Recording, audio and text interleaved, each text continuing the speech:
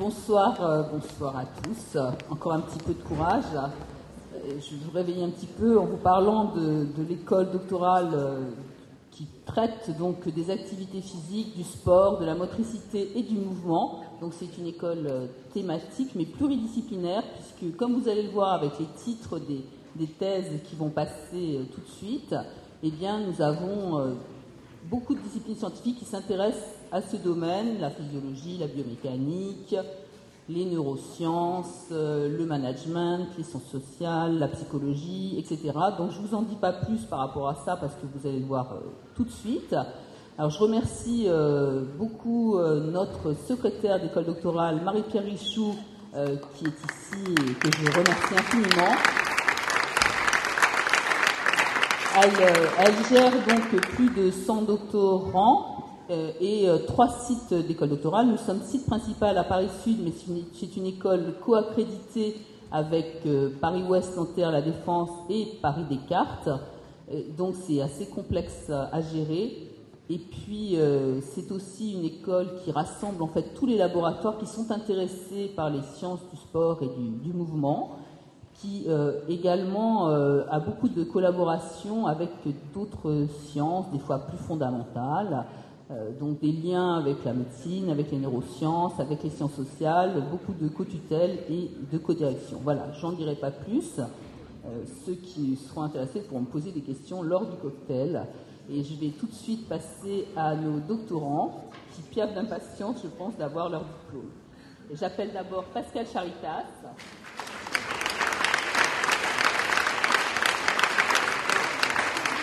Donc, Pascal Charitas est dans le domaine des sciences sociales et il a étudié donc l'Afrique au mouvement olympique, c'est-à-dire tous les liens qu'il peut y avoir entre politique, sport et colonisation. Voilà. Merci Pascal. J'appelle maintenant Ella Chouk.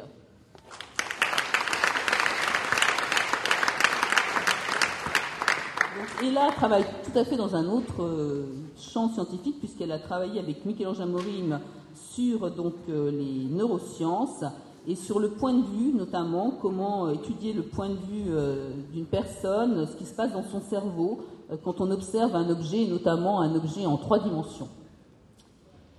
Maintenant, j'appelle Clément Guillotin. Corentin, qui a travaillé avec Paul Fontaine, lui travaille dans le domaine de la psychologie, dans le domaine du genre et du sexe, et comment en fait le sexe et les aspects sociaux du sexe dans le genre peuvent influencer finalement notre fonctionnement cognitif, et quelles sont les asymétries cognitives qui fonctionnent dans ce domaine. Voilà. Merci Corentin. J'appelle maintenant Djiby Diakhaté.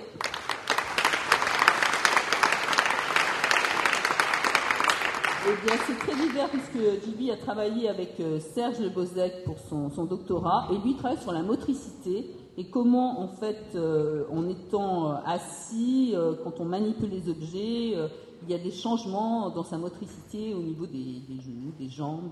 Enfin bon, je ne connais pas très bien ce domaine, mais c'est tout à fait intéressant et en ce moment, on travaille beaucoup sur les aspects qui relie la psychologie et la motricité, donc c'est quelque chose qui est très porteur pour notre école doctorale. J'appelle maintenant Julien Goron.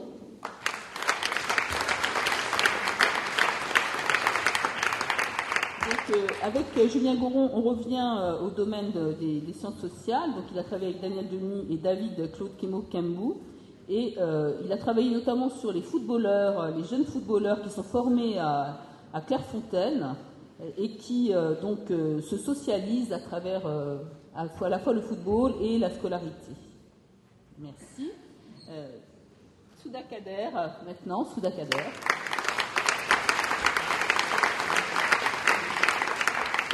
Souda Kader a fait sa thèse avec Jean Berthe sur un domaine aussi très important dans notre école doctorale, c'est le vieillissement, en fait, comment l'activité physique peut influencer le vieillissement différentiel sur différentes fonctions, pas seulement sur le physique, mais aussi sur les fonctions cognitives et sur les fonctions sociales. Donc c'est une thèse importante dans ce domaine. Merci Souda. Delphine Midernat.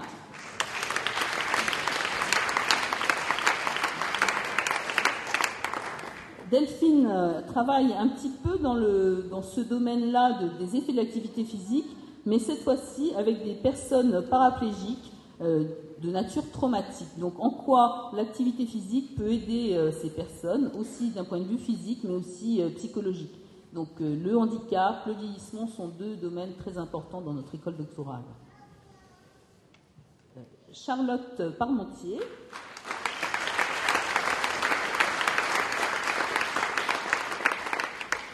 Charlotte a travaillé avec Catherine Louveau dans le domaine des sciences sociales et dans le domaine du croisement entre le sport et la religion, notamment donc, des jeunes sportives musulmanes et comment les normes sexuées, la socialisation de ces sportives va les transformer. Maintenant, Eva Parmentier, elles ne sont pas sœurs. Donc,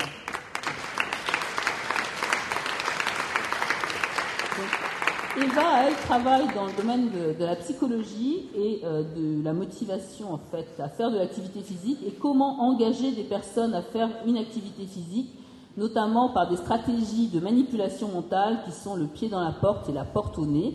Vous lui demanderez tout à l'heure ce que ça veut dire.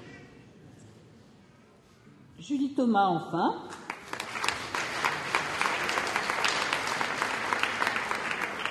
Alors, Julie Thomas, elle travaillait dans le domaine des sciences sociales avec Catherine Louveau et sur les filles atypiques, en fait, qui s'engagent dans des domaines scolaires masculins et donc avec le type de pratique physique qu'elle pouvait faire et comment ça peut changer l'itinéraire de quelqu'un, son identité sexuée et autres, sa construction.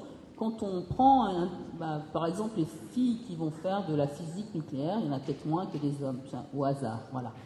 Donc, vous avez pu voir un petit peu le panel de ce qu'on peut faire dans notre dé. Je vous remercie.